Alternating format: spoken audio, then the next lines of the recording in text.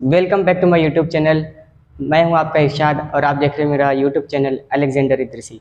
दोस्तों, आपको याद होगा कि पिछली बार मैंने आपको एक वीडियो प्रोवाइड कराया था PLC micro controller and SCADA से रिलेटेड, जिसमें मैंने सिर्फ पीएलसी के बारे में आपको बताया था, है ना। तो अब उसमें से बचता है माइक्रो कंट्रोलर और स्कैडा। तो इन दो चीज़ों को मैं शॉर्ट में आपको समझा देता हूँ ताकि आप जल्दी से इसको समझ सको। इसके बारे में अगर और भी स्टडी करना है तो आप मुझे बता सकते हो। मैं शॉर्ट में बता देता हूँ।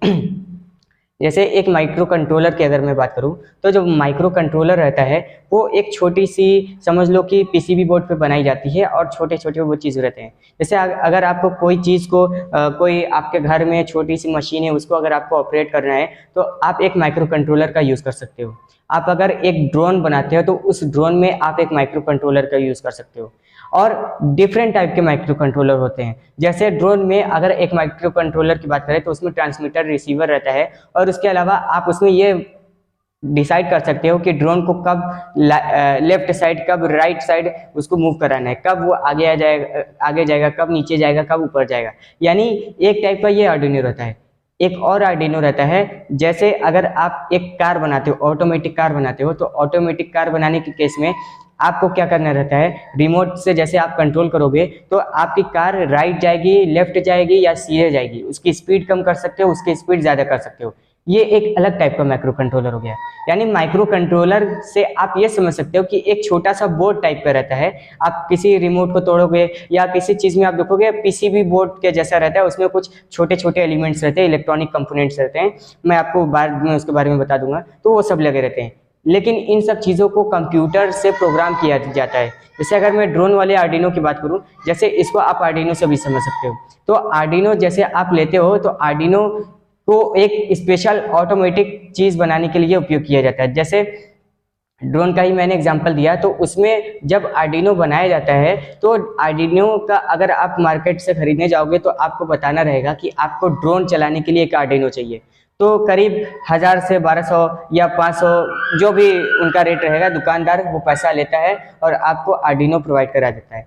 इससे ये पता चला कि आर्डिनो डिफरेंट टाइप के होते हैं, और वो उनका डिफरेंस किस तरीके से होता है कि कंप्यूटर से उस आर्डिनो को डिज़ाइन किया जाता है, प्रोग्राम किया जाता है। कुछ ऐसे भी होते हैं जिसमें से आप किसी चीज़ को, जैसे आप गूगल असिस्टेंट जानते हो, तो गूगल असिस्टेंट क्या करता है, बोलता है। तो ऐसे ही एक आर्डिनो रहता है जिससे आप अगर बनाओगे तो उस चीज़ से, यानी उस आर्डिनो से आप किसी मशीन को बोलने के लिए ऑटोमेट कर सकते हो। तो ये रही माइक्रो कंट्रोलर की बात, जिसमें मैंने आर्डिनो का भी बात किया। अब हम बात करते हैं स्कैडा के बारे में। तो जो स्कैडा रहता है उसका मेनली बहुत बड़े जगह पे उपयोग किया जाता है। स्कैडा मतलब supervisory control and data acquisition. यानी ये किसी बड़े इंडस्ट्री, बहुत बड़े फैक्ट्री में ये एक क्या करता है, सुपरवाइज का काम करता है। डिफरेंट टाइप के मशीनों को चेक करता है, उनके बारे में जो भी डेटा रहता है टाइम टू टाइम कलेक्ट करता है।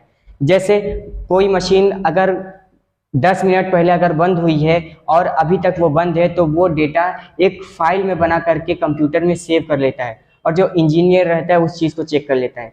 एक जगह मैं बताता हूँ, मैंने देखा था स्कैडा, इसको वो खैर मैं पहले ही पढ़ चुका था। तो मैं जब इलाहाबाद से आ रहा था अपने घर की तरफ, तो स्टेशन पे मैंने ये देखा, इलाहाबाद स्टेशन में, कि वहाँ पे स्कैडा लगा हुआ था। वहाँ पे एक टेक्नीशियन था। तो मैंने उससे पूछा कि स्कैडा के बारे में बताइए। तो उन्होंने ये बताया, आप समझिएगा, ये मैं स्कैडा को बता रहा हूँ। स्कैडा में क्या चीज़ रहता है, स्कैडा एक कंप्यूटर का एक मॉनिटर टाइप का रहता है, जिसे वर्चुअल डिस्प्ले यूनिट कहते हैं, वीडीयू, है ना। एक मॉनिटर टाइप का रहता है, उसमें हर एक मशीन को दिखाया जाता है। जैसे मैंने ये जब पूछा इसके बारे में, तो उस टेक्नीशियन ने मुझे ये बताया कि अगर कोई ट्रेन पटरी यानी प्लेटफॉर्म नंबर 1 पे आएगी तो उसमें ये शो करता है। अगर कोई ट्रेन फाटक को पार कर गई है तो उसमें भी ये शो करता है। अगर कहीं पे कोई इंजन खराब हो गई है तो उसमें ये शो करेगा।